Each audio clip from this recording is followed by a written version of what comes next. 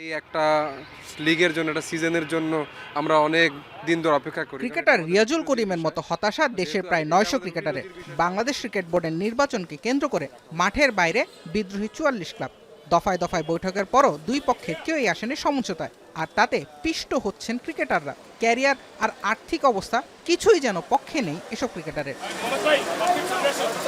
খেলা থেকে দূরে থাকলেও ক্রিকেটারদের পারিশ্রমিক দেওয়া হয়েছে বলে দাবি করেছে কয়েকটি ক্লাব। তবে ক্রিকেটাররা বলছেন পারিশ্রমিক পাননি তারা। মোস্ট অফ দ্য ক্লাবের কিন্তু আমাদের প্লেয়াররা কিন্তু টিমগুলো কিন্তু আমরা করে রেখেছি, প্লেয়ারদের কিন্তু পেমেন্টও আমরা করে রেখেছি। প্লেয়াররা আর্থিকভাবে ক্ষতিগ্রস্ত হবে না, ওই দিকটা আমাদের বিবেচনায় আছে। কিছু কিছু ক্লাব আছে এর ভিতরে যারা লিগ খেলতেছে না, তারা কিছু কিছু ক্লাব আছে যারা প্লেয়ারদের আংশিক, কেউ টোকেন মানি হিসাবে দিয়েছে, কেউ আংশিক পেমেন্ট করেছে।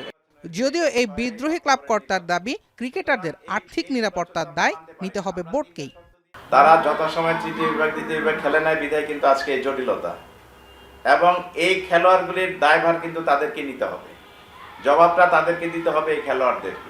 ক্রিকেটারদের স্বার্থের কথা বারবার বললেও সহসায় মাঠে ফেরার ভাবনা নেই বিদ্রোহী ক্লাবগুলোর। খেলা বন্ধ ছাড়া বিকল্প কোনো প্রতিবাদ ভাবনাও নেই তাদের।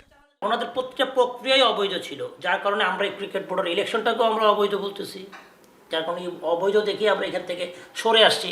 দ্বিতীয়ত আমরা পরবর্তী কার্যক্রমও আমাদের কাছে অবৈধই হবে। আমরা অনেক শর্ত দিয়েছিলাম, কোনোটাই তারা মানেনি, কোনোটাই তারা কর্ণপাত করেনি বিধায় একটা স্টেজে বাধ্য হয়ে আমরা কিন্তু এই খেলা বর্জন করার সিদ্ধান্ত নিয়েছি। দ্বিপাক্ষিক এই জটিলতার মাঝেই মাঠে গড়িয়েছে প্রথম বিভাগ ক্রিকেট। প্রথম দিনেই অংশ নেয়নি ৩টি দল। বোর্ড আর ক্লাবগুলোর আশ্বাসের বাণীর ভিড়ে কবে জটিলতা কাটবে ক্রিকেটারদের, সেটার সদুত্তর মেলেনি কোনো পক্ষের কাছ থেকে। জুবায়ের আহমেদ, এখন, ঢাকা।